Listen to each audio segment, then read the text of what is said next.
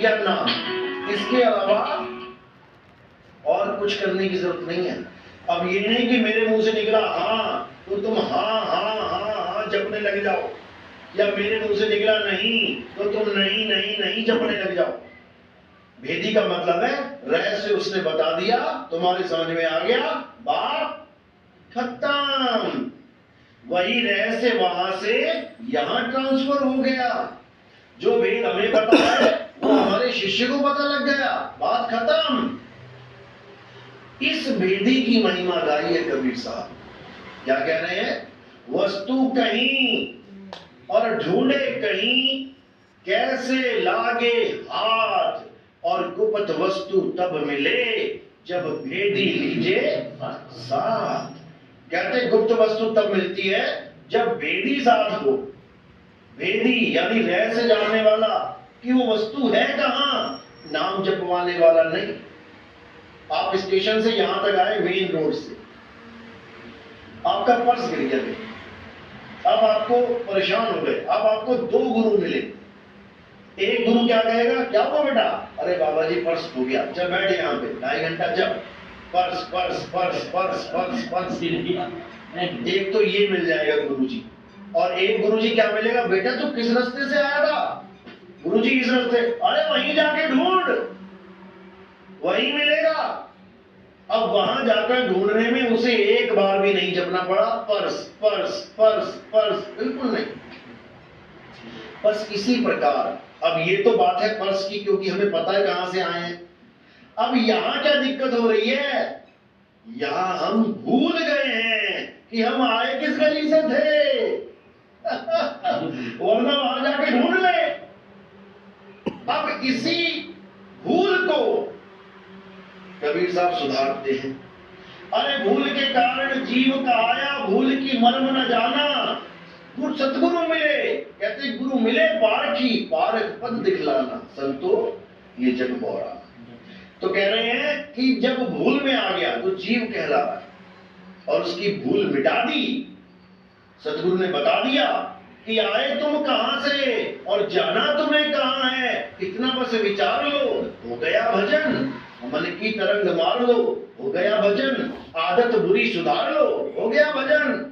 क्या राधे राधे राधे जब के जीवन बर्बाद कर रहा है, क्या राम राम जब के, क्या कबीर कबीर कबीर जब के, क्या अल्लाह अल्लाह वाहिगुरु वाहिगुरु जब के जीवन बर्बाद कर रहा है। बर्बाद हो जाएगा जीवन। इससे फल तो मिलेगा लेकिन मुक्ति नहीं मिलेगी। फल तो मिलेगा, फल जरूर, फल दोनों प्रकार के शब्दों का मिलता है। अच्छे वचन बोलो तब भी फल मिलता है, बुरे वचन बोलो तब भी फल मिलेगा। वचनों का फल मिलेगा, शब्दों का फल मिलेगा, लेकिन मुक्ति नहीं मिलेगी। चाहे तुम किसी भी शब्द को यूज कर लो, मुक्ति के लिए नहीं लगेगी। वो ताले की चाबी है ही नहीं, वो ताले की चाबी है ही नहीं।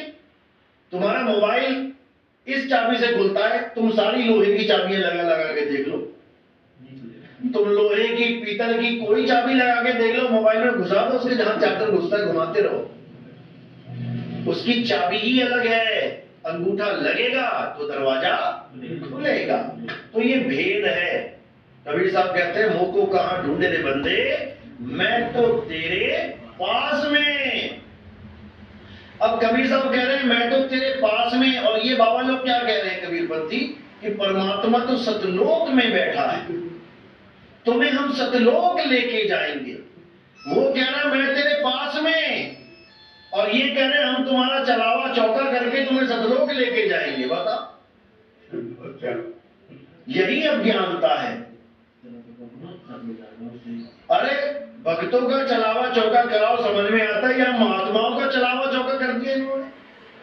जो लोगों को कह रहे हैं हम तुम्हें सतलोक लेके जाएंगे, उसका चलावा कर रहे, कह रहे हैं उसको भी सतलोक हम पहुंचाएंगे, तब पहुंचेगा। बताओ, जो खुद ना पहुंचा वो लोगों को तसल्ली दे रहा है कि मैं तुम्हें पहुंचा दूंगा। बस यही दिक्कत है। कबीर साहब ने कभी नहीं कहा कि सतलोक जाओ, भूल जाओ इस बात को। कबीर साहब ने सतलोक की महिमा गाई है। सतलोक वो नहीं है जो तुम सोच रहे हो। सतलोक क्या है? लोक अलोक शब्द है भाई, और जिन जाना तिन संशय जाई। कबीर साहब ने जिस सतलोक की महिमा गाई है वो ये सतलोक नहीं है कि बड़े बड़े महल होंगे, सोने के पहाड़ होंगे, सोने की ऐसा होगा वैसा होगा, दूध की नदियां होंगी, शहद की नदियां होंगी। क्या करना वहां शहद चाट के, यही चाट लो। क्या करना वहां दूध पी के, यही ले लो, भैंस का दूध पी लो भाई। क्या करना वहां सोने के पहाड़ पे चढ़ के, यहीं पे सोना मिल रहा है तुम्हें, वही ले लो। लेकिन नहीं, ये माया है और वो परमात्मा का है। बताओ, अरे सोना माया ही है, चाहे यहाँ पे मिले चाहे वहां पे। दूध माया ही है, पानी माया ही है, यहाँ मिले चाहे वहां पे। मुसलमान भाई क्या करते हैं, यहाँ शराब नहीं पीते, कहते वहां वाली पिएंगे, वहां वाली खुदा हमें खुद पिलाएगा अपने हाथों से। बताओ, अरे शराब शराब है। ये केवल एक, जैसे बच्चों को समझाने के लिए, उनकी बुरी आदत छुड़ाने के लिए एक क्या बोलोगे उसको, एक तसल्ली दी जाती है। जैसे कोई बच्चा मेले में गया और क्या कह रहा है, मम्मी मुझे ये चाहिए। अरे बेटा घर चल, तुझे इससे भी बड़ी चीज दूंगी। तू घर चल, तुझे इससे भी बड़ी कार दूंगी। बच्चा कहता है सच में मम्मी? हाँ चलो। उस कार से पीछा छुड़ाने के लिए बोला गया था। इसी प्रकार कुरान में बोला गया, तुम यहां शराब मत पीना, तुम्हें वहां पिलाएंगे। यहां तुम गलत संगत मत करना औरतों की, वहां तुम्हें हूरे दिलाएंगे। कितनी हूरे बताते हैं वो, 72 हूरे ना दिमाग से जा रही है। ये सोच रहे वहां 72 हूरे ही मिलेंगी हमें। ये उनको केवल समझाने के लिए कि तुम गलत चक्करों में मत पड़ो। अरे वहां 72 हूरे इंतजार कर रही है तुम्हारी। इस मिट्टी की औरत के चक्कर में तुम वहां हूरों को छोड़ दोगे। ये एक समझाने का तरीका होता है संतों का। इसका मतलब ये नहीं 72 हूरे वहां इंतजार कर, तुम एक आदमी 72 हूरों में दब के मर जाओगे, तुम 72 तुम्हारे ऊपर आ गई। बताओ, ये समझाने का तरीका मात्र है, लेकिन लोगों को समझ में नहीं आ रहा। ये संतों का एक तरीका है ताकि तुम सही रास्ते पे चल पाओ। हिंदू धर्म में यही अप्सराएं बोला गया। अप्सराओं को क्यों नचाया गया पता है? क्योंकि यहाँ नाचने वाली औरतों के पीछे पड़े रहते थे सारे। कोठों पे जाते थे, लड़कियां नाचती थी, उसको बड़ा मजा आता था। तो क्या किया गया, अरे स्वर्ग चल, वहां मेनिका रंभा नाच रही है तेरे लिए। ये क्या है? तो उन लोगों का दिमाग कोठों से हट गया है। अरे प्रभु के पास जाएंगे, वो बढ़िया वाली मिलेगी। ये क्या है? ये तरीका है छुड़ाने का, लेकिन नहीं समझ में आ रहा किसी को। 72 हूरों का मजाक उड़ा रहे हैं हिंदू, अपनी अप्सराएं नहीं दिखाई दे रही है कि वो भी तो नचनियां नाच रही हैं वहां पे। उनका क्या करोगे? वो नहीं दिखाई देगा। तो ये केवल एक तरीका है संतों का।